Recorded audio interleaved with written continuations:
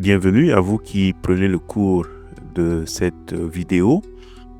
Je l'avais promis, une série de méditations sur les 3 grands jours du Triduum pascal. Comme je l'expliquais dans la vidéo qui s'affiche en ce moment et que vous pouvez aller regarder maintenant ou regarder à la fin de celle-ci, le Triduum pascal, c'est-à-dire les 3 jours sacrés du jeudi, du vendredi et du samedi saint, n'appartiennent à aucun temps liturgique de l'Église. Ce n'est plus le temps de Carême, mais ce n'est pas encore le temps de Pâques. Et d'ailleurs, ce n'est pas fêté comme 3 jours différents, mais comme un seul jour, comme un jour unique qui s'étend sans fin. Si vous ne l'avez jamais remarqué, faites-y attention cette année. Vous verrez qu'on ouvre bien la messe du jeudi soir avec un signe de croix, mais la bénédiction finale ne viendra que samedi nuit, après la veille pascale. C'est comme si la messe qui commençait le jeudi soir ne s'achevait vraiment qu'à la fin de la vigile pascale. C'est donc une seule messe qui s'étend sur des jours, qui s'étend sur le monde, c'est-à-dire dans l'espace et le temps, et cela seul suffit à approcher la puissance de ce qui s'y déroule. Dans cette série de vidéos, je ne vous prodiguerai pas des conseils pour bien vivre le Triduum. Peut-être parce que je pense que vous êtes assez grand pour vous défendre tout seul. Peut-être aussi parce que je n'en ai pas. Il y a des années où j'ai moi-même traversé ce Triduum comme un canard sans être mouillé du tout. Ce qui ne veut pas dire que la grâce, elle, n'a pas agi. Il y a des choses qui ont peut-être marché l'année dernière qui ne marcheront pas cette année. Je dirais donc, laissez-vous saisir, laissez-vous aller, laissez-vous prendre par la célébration communautaire. Ce que le Seigneur veut réaliser en vous, il finira par le réaliser. Des conseils, je n'en donnerai donc pas vraiment. Dans cette série de vidéos, je ne ferai pas non plus vraiment de la doctrine ou de la théologie au sens propre. Ce sera plutôt de l'ordre d'un témoignage. J'aimerais vous partager comment je comprends la doctrine et la théologie et comment cette compréhension m'aide à vivre les mystères que je célèbre en Église avec les autres baptisés. Je voudrais donc essayer de vous aider à approcher ce qui se joue en ces 3 jours à ma façon. Donc, sans prétendre être complet, ni sur tout ce qui peut être dit, ce qui est d'ailleurs impossible, ni sur tout ce que je pense. Donc, juste quelques éléments pour aujourd'hui. Et la plus importante, parce que la plus banale, c'est que ce sont les 3 jours où se réalise notre rédemption.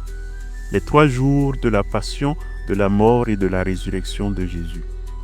Où il va être traîné comme un agneau à l'abattoir, ballotté de tribunal en tribunal, jugé à l'emporte-pièce, crucifié comme un bandit, enterré avec soin mais à la va-vite, avant que, de stupeur, ses amis constatent, ébahis, le jour suivant qu'il a laissé le tombeau derrière et le voir revenir et souvent manger du poisson avec eux. Entre parenthèses, je reviendrai un autre jour sur cet appétit du ressuscité pour le poisson. Jésus ressuscité aime beaucoup le poisson. Mais la question, pourquoi Jésus fait-il tout cela? Pourquoi accepte-t-il de subir tout cela? La réponse, on la connaît, c'est pour nous sauver du péché. Le pourquoi de la chose est donc clair, même s'il demanderait beaucoup de théologie. Mais comment le fait-il? Je pense que c'est à cette dernière question, la question du comment, que nous introduisent les mystères des 3 jours du Triduum pascal. Et les pistes que j'aimerais explorer aujourd'hui sont les suivantes. Le jeudi saint, Jésus nous sauve en instituant le sacrement des sacrements, l'Eucharistie. Le vendredi saint, ce qui se passe sur la croix est décisif, mais ce qui se passe autour de la croix l'est encore plus. Et ce qui se passe autour de la croix, c'est rien moins que la naissance de l'Église. Et puis, le samedi saint, il ne se passe rien. C'est un long vide, un long silence, un rien de rien qui pose finalement cette question. Et si le Christ n'était pas ressuscité, ce qu'il a fait aurait-il quand même du sens? Et ma réponse sera oui. Mais pour cela, il faudra rester avec moi jusqu'à la fin. Attention, ça ne veut pas dire que je ne crois pas à la résurrection. Je crois en la résurrection. Si certains avaient besoin qu'un prêtre comme moi redise ces choses comme ça pour se rassurer, voilà, c'est fait. Mais de toute la vie de Jésus, La résurrection est ce que nous pouvons le moins prouver. Il n'y a pas de preuves au sens strict, il n'y a que des indices, comme ce tombeau vide, ces apparitions et ces témoignages de gens qui l'ont connu. Je n'aimerais donc pas sauter trop vite au matin de Pâques et à son Alléluia.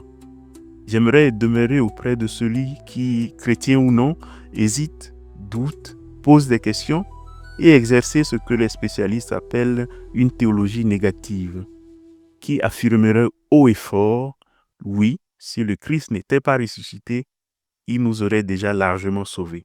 Car ce qu'il a emporté dans le tombeau, ce qu'il a englouti sous la terre par sa mort, est déjà si énorme que c'est déjà en soi une libération effective, réelle, bien avant l'heure de l'Alléluia du dimanche matin. Voilà pour une très longue introduction. Commençons maintenant par le jeudi saint. L'ennemi me cerne, j'essaye debout. Pardonne-leur, ils ne savent pas. Dans leurs yeux, la haine sans repos. Ta grâce est folle, qu'elle soit ma force. Dans l'autre jour, aime ton frère, donne ton cœur et sans trembler. Aime l'ennemi, aie miséricorde, remets du feu là où meurt l'amour. Ils m'ont cloué au mur de leur complot. Pardonne-leur, ils ne savent pas. Je chante la nuit un chant de pardon, et mes yeux voient l'aurore qui vient. Dans l'autre jour,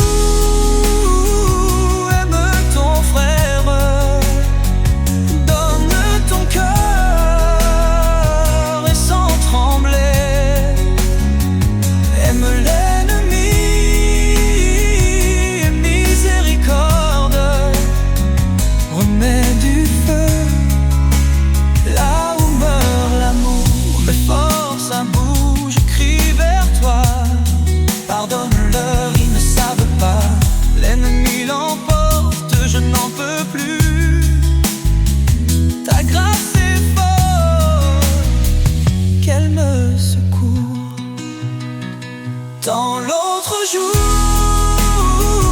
aime ton frère, donne ton cœur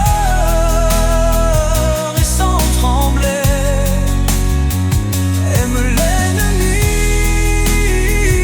aie miséricorde, remets du feu là où meurt l'amour. J'ai perdu la paix, ma seule âme.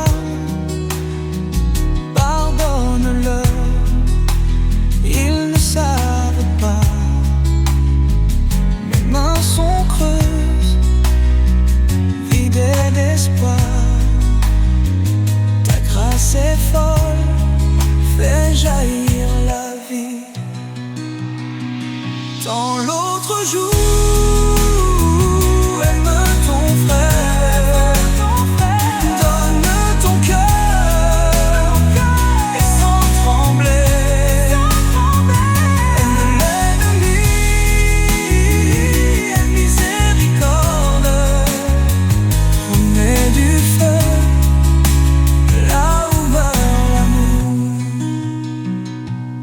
il m'en veut, même l'ami d'hier.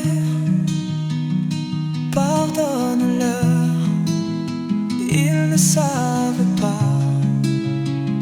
Je sème des roses dans son jardin.